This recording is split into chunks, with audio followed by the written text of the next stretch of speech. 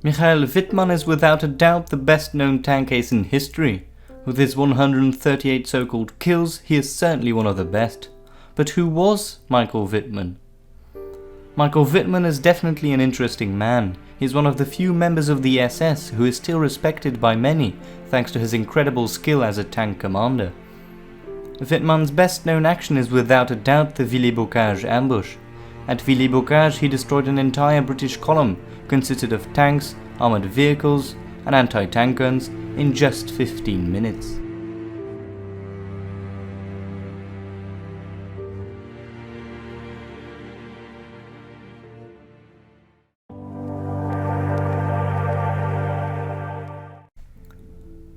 On the 22nd of April 1914, a boy was born in the town of Vogeltal in Bavaria. That boy would grow to become a Nazi propaganda machine. Wittmann came from a family of farmers. He had one brother and 3 sisters. After his school career, the 16-year-old Wittmann came working with his dad on the farm, which Wittmann decided to leave in 1933. 1 year later in 1934, Wittmann joined the Freiwilliger Arbeitsdienst, or Volunteer Labour Service. During his time in the Volunteer Labour Service, the young Wittmann found his calling. He wanted to join the German army. At the end of 1934, Wittmann signed up for a 2-year lasting period in the army. He would join the ranks of the 19th Infantry Regiment, which was based in Freising, Bavaria. During his training with the 19th Infantry Regiment, Wittmann came face to face with a Panzer for the first time. It was in his training that he first saw the Panzerkampfwagen I. The young Michael Wittmann was immediately fascinated by it. By working on the farm he had seen many pieces of machines, but nothing like the Panzer I. The passion for armoured warfare began. After his 2 years of service in the regular army, Wittmann had received the rank of Gefreiter, when he was honourably discharged. After his period with the regular army, Wittmann joined the ranks of the SS. In April 1937 he was assigned to the regiment, what would later become the Leibstandarte SS Adolf Hitler division. In the SS he trained to become a member of an armoured car. At the end of 1937, Wittmann was promoted to SS Sturmmann. 1 year later he participated in the Anschluss or annexation of Austria and the occupation of Sudetenland. He would also join the Nazi Party in the same year, even though he didn't appear to be a fanatic National Socialist. In 1939 Michael Wittmann was again promoted. The young Wittmann now had the rank of SS Unterscharführer. Due to the Blitzkrieg, Wittmann didn't see any major action in the first year of the war. Moreover, Wittmann was assigned as a training NCO to a newly formed company. A major change for Wittmann came in 1940. In that year, Wittmann was transferred from the armoured car platoon to an assault gun battery, where he would command the Stück 3 Ausführung A.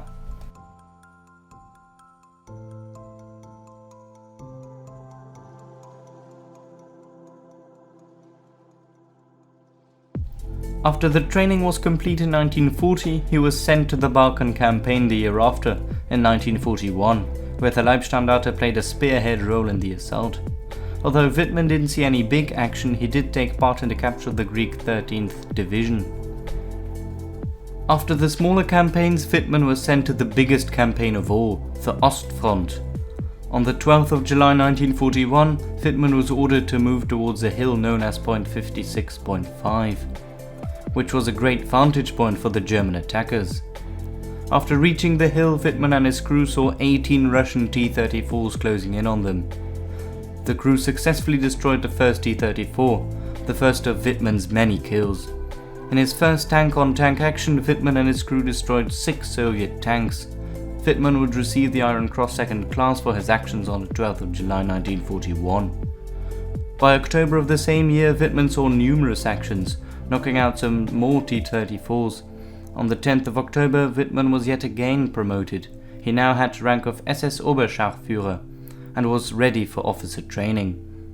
At the end of November, after participating in the capture of Rostov-on-Don, Wittmann was presented a Panzerkampfabzeichen, or Tank Assault Badge in silver, for taking part in 25 actions.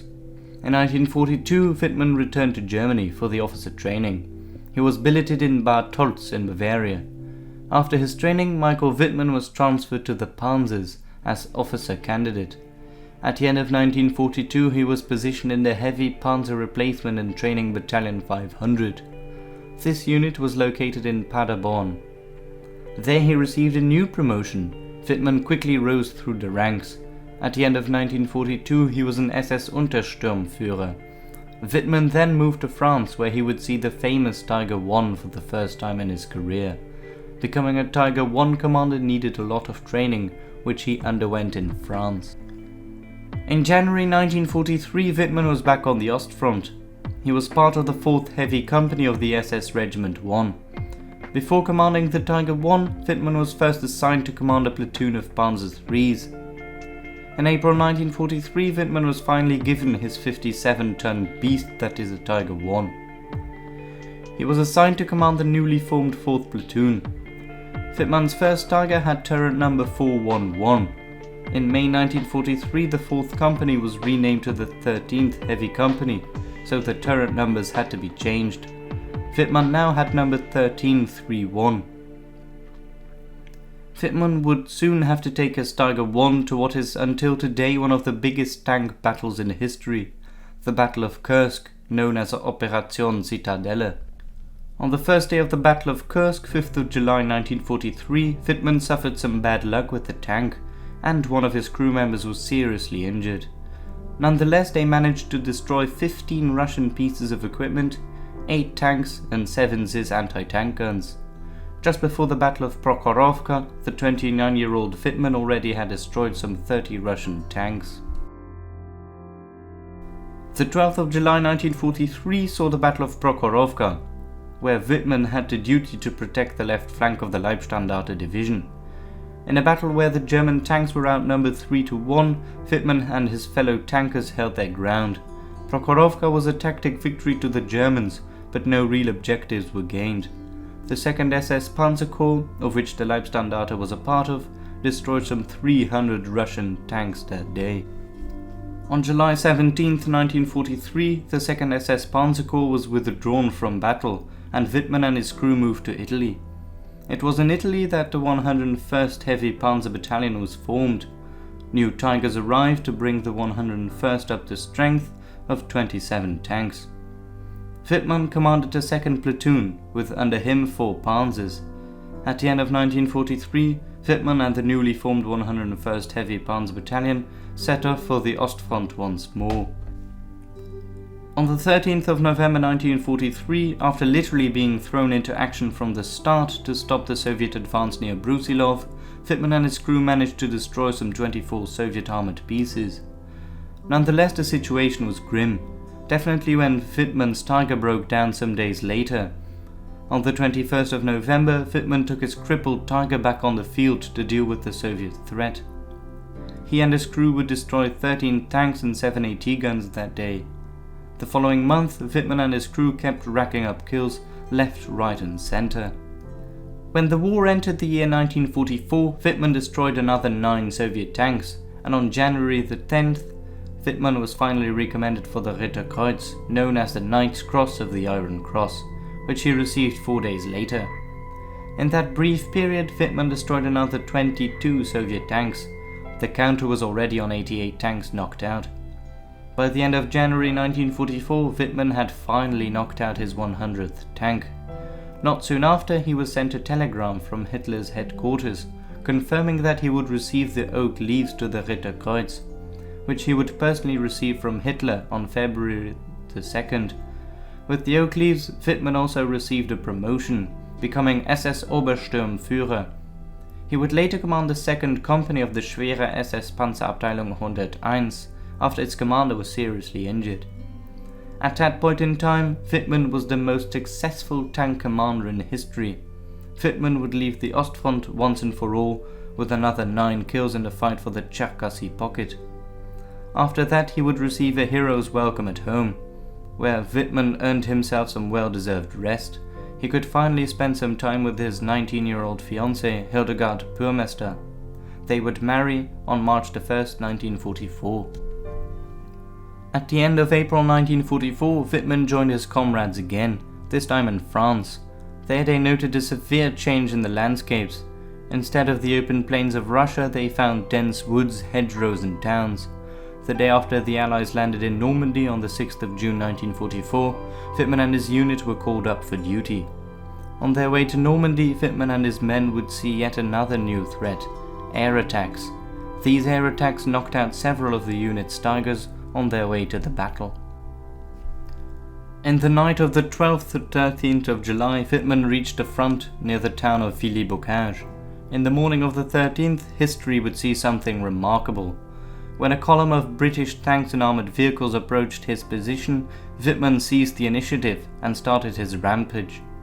In less than 15 minutes, 13 or 14 tanks, 2 anti-tank guns and 13 to 15 transport vehicles had been destroyed by the heavy SS Panzer Battalion 101. The vast majority attributed to Wittmann.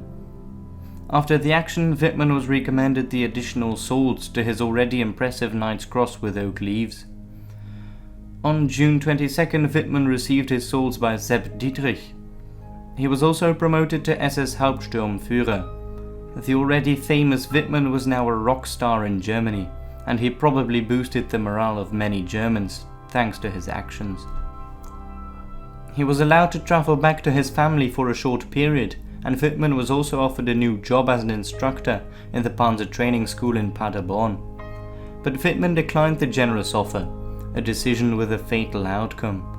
So he returned to his comrades in Normandy, who were thrilled with his decision to keep on fighting with them. On the 10th of July, Wittmann was given command of the 101st SS Heavy Tank Battalion. He was also introduced a new Tiger, the 007 from Westernhagen, who was wounded some days before. The Allies kept increasing their bridgehead and the fighting came even more intense. The British launched Operation Total Eyes on August 8th. Wittmann was tasked to go to Saint-Ours to occupy the heights around Saint-Agnan-de-Cramzenil, to the north, which had been seized by the British and Canadian units. On their way, they encountered some Shermans of the 4th Canadian Armoured Division, which they destroyed.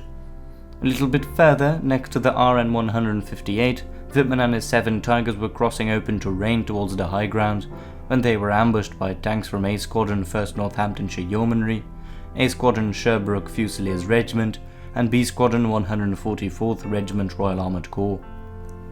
During the ambush, a shell penetrated the upper hull of Wittmann's Tiger, igniting the ammunition. The resulting fire engulfed the tank and blew off the turret. The legendary tank commander was killed in action, yet at the time he was listed as missing. Until today it remains uncertain who killed Wittmann. Soon after the battle, locals buried the bodies of Wittmann and his crew. Thanks to the research of Monsieur Jean-Paul Palou in the 80s, the grave was finally discovered at Gourmenil beside the main Confalais road. At the request of the German War Grave Commission, the bodies of the crew were carefully disinterred, with Wittmann being positively identified by the dental prosthesis that he had worn following a facial injury in Russia.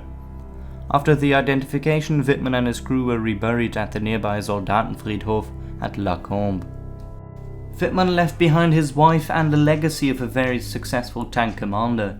He was credited with the destruction of 138 tanks and 132 anti-tank guns. Some are reserved by Wittmann's achievements due to the fact that he had better armour and a better gun on the Eastern Front. That it's merely thanks to the Panzer that he was credited with so many kills. Nonetheless, I believe he is still one of the best commanders with a great situational awareness and overall skill. This was the Ace Destroyer. I hope you have enjoyed this video. Don't forget to like and subscribe for more videos like this. Please let me know if you want other videos like this one, Otto Karius or Kurt Knispel for example. Cheers!